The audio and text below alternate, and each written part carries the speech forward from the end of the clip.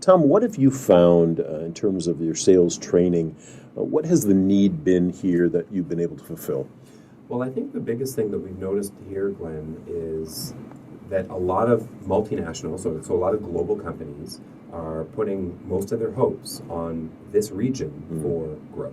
Yeah. So things are slowing down all around the world. But something that we noticed, and Elaine mentioned this, the reason why we're even here is because there was tremendous growth opportunities in Asia and particularly in Singapore. It was fairly well insulated during the global financial crisis and whatnot. It was kind of business as usual. I mean, obviously things slowed down a bit, but there was still some growth happening here. So what we find is a lot of MNCs that have a regional sales team or an HQ here in Asia, Sure. is that things are still happening here, and they're putting all of their global hopes in a small part of the world because there is it's vibrant, there's a lot happening here, there's some excitement, there's some growth, there's some potential, they're typically younger customers, younger markets, so there's the demand and the need, but what we've also found is a lot of the sales teams here don't exactly have all of the skills that they need. Yeah. So sales training has been around for decades. So you look in Australia, North America, Europe, fairly mature market. But in this part of the world, while it's not new, it certainly hasn't been adopted at the rate, and it's not as so-called saturated or mature as it is in other markets. So a lot of where are the pain points in that process for most of the sales teams in this part of the world? Are you seeing common areas that where there are blind spots? Well, there's two. So something we talk about in our training programs is you've got the people side of sales, and then there's the process side of sales. So there's the building rapport, the connecting with people, the following up, the firm handshake, and the people skills. And some have it and some don't. So people need some training in that area. But perhaps more importantly, Glenn, and this is why people tend to engage us, is beyond the people skills, there's the process skills. Because sales isn't just about schmoozing and, hey, how are you? Let me sell you. It's not about that. It's about having a systematic process. How do you qualify effectively? How do you manage your pipeline, right? How do you advance opportunities from one stage in the funnel to the next? So I get very excited talking about this. I can't tell. It's a very systematic approach. It's a process. And that's what a lot of, surprisingly, even global companies in APAC lack. Yeah. Elaine, when you think about marketing to these types of companies with this process, does that almost make it easier for you? Because when you think about Singapore, one thing you think about is order and process, and that is a concept that's pretty easy for us to understand here in the type of society that we live in. But for you as the on the marketing side of the business, does that help you at all to be in this environment, but also giving those types of tips to people or that type of strategy to people? Well, what I will say is Singapore and Asia are great markets for our content. What we do is we put out a lot of content, sales tip videos and articles and infographics, and they love it.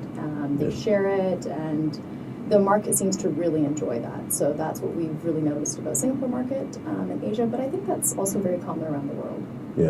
Yeah, interesting. Talking with Tom Abbott, the Managing Director at SOCO Sales Training, and Elaine Brindamore, his amazingly talented wife, who is Director of Operations and also takes care of the marketing and the product and finance and all that. And now let's talk about the fun part, your family. You have two amazing kids, Liam, 6 years old, and Theo, who's running around the studio today, almost 4 years old. What has it been like for them, for you to be entrepreneurs and running that, a lifestyle that frankly can be less than, maybe stable is not the right word, but regular in terms of it's not a 9 to 5, you come home, you're with the family and that sort of thing. Elaine, how have you managed that? Well, for us, or is it a problem at all? It's not at all. For us, we are a 9 to 5. Sometimes we're actually aiming towards 9 to 4. So we keep our work hours really low. We have staff, so if we find ourselves too busy, we just hire more staff. So that's kind of how we approach it. And our staff work regular hours too. We don't do crazy hours, and that's kind of our work culture. Yeah. And then we incorporate the kids into our work a lot. So they come to the office all the time. They'll stop by and they'll run around just like they're running around your studio right now. They'll go on everybody's computers and make a mess of it. Yeah. They stop by for lunch all the time. Hashtag child labor. Yeah, exactly. Hashtag call IT. Yeah. And then we try to work from home whenever we can. It's a bit more difficult now that we have more staff, but we still try to do that to do the work-life balance. And then we also try to instill the entrepreneurship skills or traits onto them as well. So we try to incorporate them into work and tell them what we're doing, and that's how we make it all blend and work together. And Tom, from your perspective, has that been always a goal for you to make life as normal as possible for kids in a in an environment where you're on the road and you're doing a lot of trainings every year? For sure. I don't know if normal's the word, but it's sort of like, for us, probably our number one value is family. That's like our number one value is family. And we don't just say it like, how companies, we value family, but I need you to stay a few extra hours this week. That's honestly bull, right? Yeah. So I believe that your values and your priorities are not what you say, it's what you do, right? So for us, family's always been a priority. So what does that mean? We take our kids to school every morning. Sometimes our helper will bring them over to the office for lunch, and we hang out with them. I like to cut out early from work, as often as I can, and pick them up from school on my bike with our little trailer in the back and pick them up from school. Just the normal part of being a parent for us. Yeah. We get home usually around 6, so we don't work crazy hours, despite running actually 3 businesses, but we don't have enough time on this show.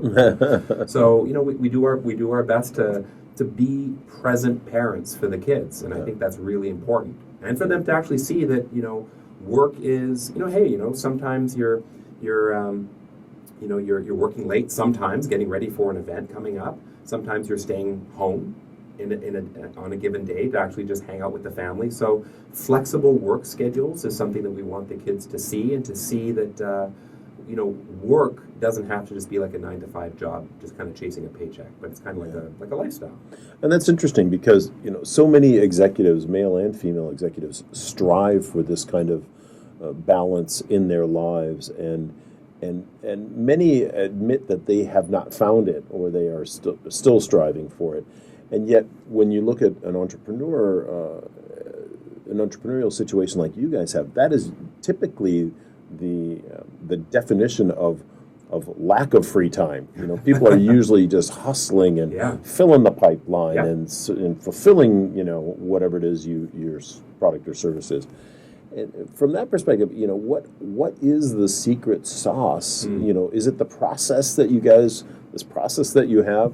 What's the secret sauce in making that happen? And how can people in 9-to-5 quote unquote regular corporate jobs find that process and that success to be able to spend more time with their families? Well, I'll say one thing real quick, and then maybe Elaine can jump in, but I'll just say one thing real quick. It's a choice that you make, right? So you'll find entrepreneurs, like we have the opportunity as business owners to set our own hours. So we have that opportunity, but hundreds or thousands of other business owners have the same opportunity and make a different choice, right? So, you get people that are like, hustle, hustle, hustle, right? So, and that's great. We hustle when we're there. When you see us, we're 110% for the time that we're there. Yeah. But we don't have to kind of, half-ass it. Can I say that on Sunday morning? I guess you just did. Just did, right? So we don't do everything, halfway when we're there. Yeah. When we're there, we're there. But balance is kind of this thing that, I heard a great speaker once said, you never find balance, you're always balancing. So you're always balancing, and you're always trying to figure it out. And there's no holy grail, there's no magic formula, there's no secret key or secret sauce. Yeah. But you start with the values of what's most important to you, which is family, and then you build everything else around that. Elaine, just a minute ago, Tom was talking about being able to drop the kids off and pick them up. What are those other family moments that you guys have carved out that you are finding in the young lives of your boys that are important to you? Are there rituals? Are there certain times that are sacred to you? How do you guys approach that? No, for us, the dropping off at school, that's really important to us. But the weekends is where we really spend the most time together, and we love to go out to different parks and beaches on the weekends, and that's really special to us. Something that changed that we did recently that was really meaningful is we stopped allowing iPads and TVs during the week. Because what we found was we were coming home and then they just wanted to be on their iPads. Sure. And it's like, well, I'm home, I want to spend time with #zombie. you, right? Yeah, So once we took that away, we actually got more meaningful time with them when we're at home. Yeah. When we get So screen time is on the weekend. Yeah, and that really made a big difference for us. Then we got to spend more quality time with them. Yeah. So we really enjoyed that. That makes sense, and I think a lot of parents have found that if they let that genie out of the bottle, it's really hard to get it back in, and the kids will always default to screens. But the minute you take the screens away, there might be a little bit of complaining initially, but pretty quickly they get back into a normal kind of play mentality. Yeah, you're absolutely right, Glenn, because Elaine and I were just talking in the car here, and since we've done this, no devices during the week policy, they never ask for it. Right. They actually never ask for it. And, we come home, they're playing with puzzles, and we just got this cool, mechanic game. Liam's great, okay? So Liam is our older boy. He's 6, and he just loves, he might be an engineer, I have no idea. I mean, he's 6, I'm just kind of projecting, but, he loves to build things. Sure. So when he is on his app, there's one app that he's on all the time. What is that, honey?